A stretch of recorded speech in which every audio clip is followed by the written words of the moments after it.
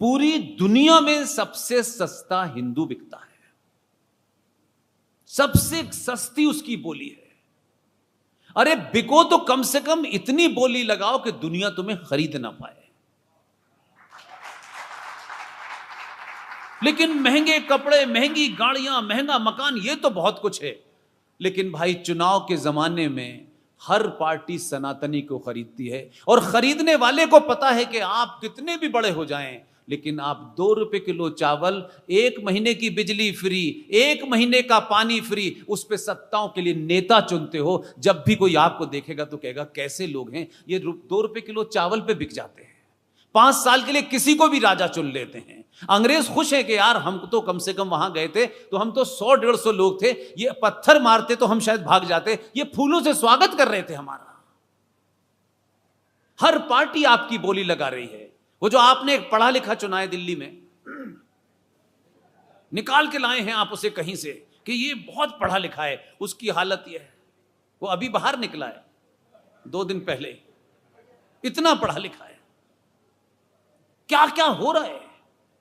अगर कोई आपको ऑब्जर्व करे भारत को, वो तो लिखे तो वो सोचेगा कि ऐसे लोग तो हमें कहीं मिलते ही नहीं है। कीनिया का नाम हो सकता है, युगांडा का नाम हो सकता है, लोग सोचते हैं यार बड़े गरीब से लोग रहते हैं, इसमें भी यहां भी मुझे वो लोग पिछले 24 घंटे में नहीं मिले जितने सस्ते में हम बिक रहे हैं। और हम अपनी बेटी के लिए दूल्हा देखेंगे, ओहो, तो टाइम्स ऑफ इंडिया में पहले विज्ञापन देंगे, ऐसा ऐसा ऐसा हमारी बेटियां, ऐसे ऐसे तुम होने चाहिए। बेटी के लिए वर चुनते वक्त हम कितने कॉन्शियस हैं।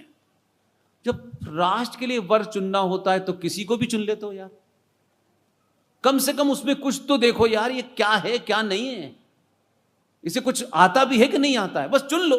क्योंकि ये सस्ते में दे रहा है, 2 रुपए किलो चावल, बिजली फ्री, कोई बिजली। और एक कमाल के लोग हैं, एक साहब यहां से गए हैं पढ़े लिखे दिल्ली से, वो पंजाब में कह रहे हैं हम महिलाओं को 1 साड़ी और 1000 रुपए देंगे।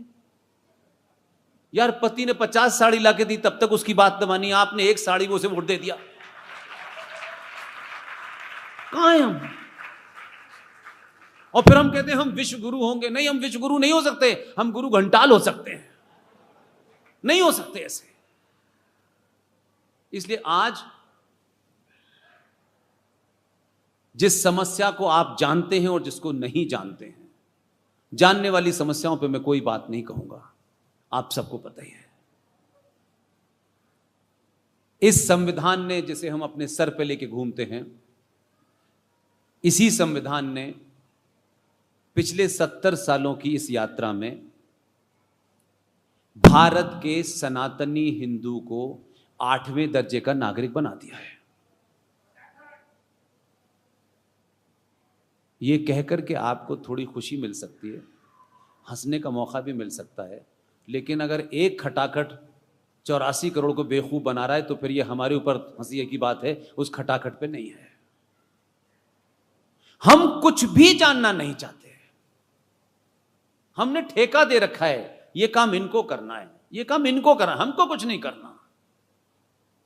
भारत के संविधान को आज की डेट में जब पढ़ेंगे तो आप जो बहुत हीरो बने हम घूम रहे हैं, संविधान ने हमको 8वें दर्जे का नागरिक बनाया, और इस देश के मक्कार और दलाल नेताओं ने पिछले 70 सालों में संसद के अंदर बैठ करके सनातनी हिंदू को 11वें दर्जे का नागरिक बनाया है।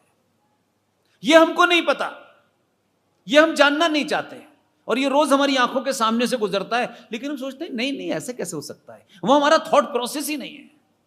इसमें से अपना आदमी चुन लो, उससे अपना काम निकाल लो, बस मेरा काम हो गया, मैं चला गया, इससे ज्यादा कोई इशू नहीं है हमारे लिए। इसलिए जो रियल समस्याएं हैं भारत की, उस पे ना तो नेताजी तो कभी चर्चा करेंगे नहीं, क्योंकि उनका तो पता ही है, वो डिफेंस मिनिस्टर हो गए, पावर मिनिस्ट्री की बात करेंगे, आप उनसे उम्मीद करते हैं कि वो आपकी उन समस्याओं के बारे में वो रियल इशू रखने नहीं चाहते। इसलिए इमोशनल इशू सारी पार्टियां रखती हैं, और उसमें आप खुश हो जाते हैं कि अच्छा हो ऐसा हो गया, वाह वाह वाह वाह क्या बात है, बहुत खुश हो गए। लेकिन जो आपके कंटिन्यूअस सिविलाइजेशन को समाप्त कर रहा है, उसमें हमारा कोई ध्यान ही नहीं है। इसलिए मुझे बताइए कि संविधान जब बना तो संविधान सभा की डिबेट हुई। ये आज इसलिए मैं कह रहा हूं कि खासतौर से युवाओं को, बेटे बेटियों को इसको डिबेट करनी चाहिए। जब संविधान बना तो उस संविधान के अंदर इस बात के ऊपर भी बहस हुई कि संविधान सेकुलर होना चाहिए। मैं नहीं जानता कि आप में से कितने लोग सेकुलर शब्द को जानते हैं, या ये सेकुलर शब्द आया कहां से, इस पे चर्चा क्यों हुई, इसकी वजह क्या थी, ये किस जगह से आयात किया गया। ये मुझे ऐसा लगता है कि शायद आपको नहीं पता होगा। अगर पता हो तो हाथ उठा के बताइए कि सेकुलर शब्द के बारे में आपकी क्या धारणा है, ये कहां पैदा हुआ था और भारत में इसके बारे में डिबेट क्यों हुई थी। उस संविधान सभा में जब संविधान बन रहा था तब भी इस शब्द के ऊपर डिबेट हुई थी। लेकिन हम इतने महान लोग हैं कि हमने सेकुलर शब्द भी इस्तेमाल किया और उसका ट्रांसलेशन हिंदी भी कर दिया हम लोगों ने। और ऐसा गजब का ट्रांसलेशन हमने किया है कि उस शब्द को हम खुद ही बोलते हैं और खुद ही उसको गलत साबित करते हैं। इसलिए हर गली में प्रवचन देने वाले आपको 350 मिल जाएंगे। हर चीज पे बोलना है, जिसकी जानकारी है, जिसकी जानकारी नहीं है। लगता है कि अगर कुछ विषय पे नहीं बोलेंगे तो समाज उन्हें कुछ, इसलिए इस्लाम पे बोलो, बेमतलब में बोलो, ज्ञान बांटो। जिसको जाति के बारे में नहीं पता वो जाति के बारे में भी ज्ञान दे रहा है आजकल। इस्लाम का नहीं पता लेकिन उस पर भी ज्ञान बांटा जा रहा है और अपनों के बीच में बांट रहे हैं। झूठा एकदम। यह पता नहीं है कि नुक्ता ऊपर लगाना है या नीचे लगाना है, लेकिन गान सुबह से शाम तक हर यहां भी वहां भी हर विषय पे बोलना है। अरे भाई, जिस विषय को नहीं जानते सार्वजनिक हो, भाई मैं इस विषय का जानकार नहीं हूं, मुझे इस पर मत बुलाइए। मैं तो अपने बहुत सारे 2-4 बार ऐसा आमना सामना हुआ, उनका भारत की अर्थव्यवस्था में बोलिए। मैंने कहा हाई स्कूल में 3 नंबर ग्रेस मार्क मिले थे तब पास हुआ था मैथमेटिक्स में, मुझसे मत बोलवाओ यार। ये कहने में क्या बुराई है, लेकिन उस पर भी बोल रहे हैं।